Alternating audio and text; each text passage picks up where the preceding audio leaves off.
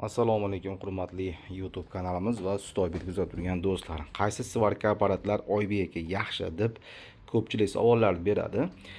Xo'p, ko'pchilik do'stlarimiz mana shu apparatni ishlatishyapti.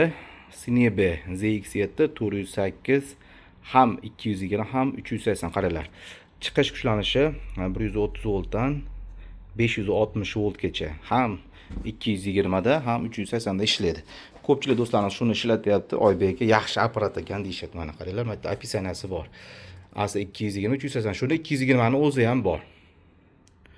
Mana 220 ham 380.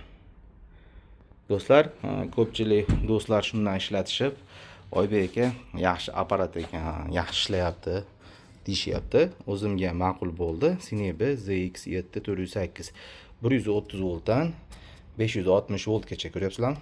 Xo'p. Bu qanaqa? 380 3 ta faza bo'lmaydi. Ya'ni bu yerda 3 ta sima bo'ladi. 220 guliz sarg'i zazimleniya bo'ladi. Har doim korpuska zazimleniya berib berish kerak. 380 ishlayotganda 2 ta fazaga ulab ishlatilinadi. 3 ta fazaga emas, 2 ta fazaga ulasa ishlatasiz. Hop, ichki konstruksiyasi, ichki konstruksiya yaxshi ishlangan.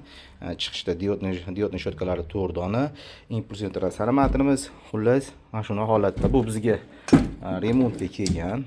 Qaranglar, strushka apparati kuydiradi, hech narsa chiqmasin. Mana bu necha strushka bo'lib ketgan. Bu tranzistorlar hozir yorilib ketgan. Buni chiroyli tarzda remontini qilaman.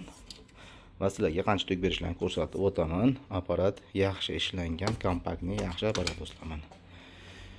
Apparat yaxshi. Ko'pchilik shundan ishlatyapti. Oybekka qaysi svarka apparat, qaysini maslahat berasiz deysizlar. Mana buni ham maslahat beraman. Yaxshi ishlangan, praktikadan o'tgan, yaxshi ishlayapti do'stlar. Demak, O'zbekistonimizda yana bitta yaxshi apparat ZX7 408 Sinebe svarka apparati do'stlar. Maslahat olib ishlatinglar, yaxshi apparat ekan.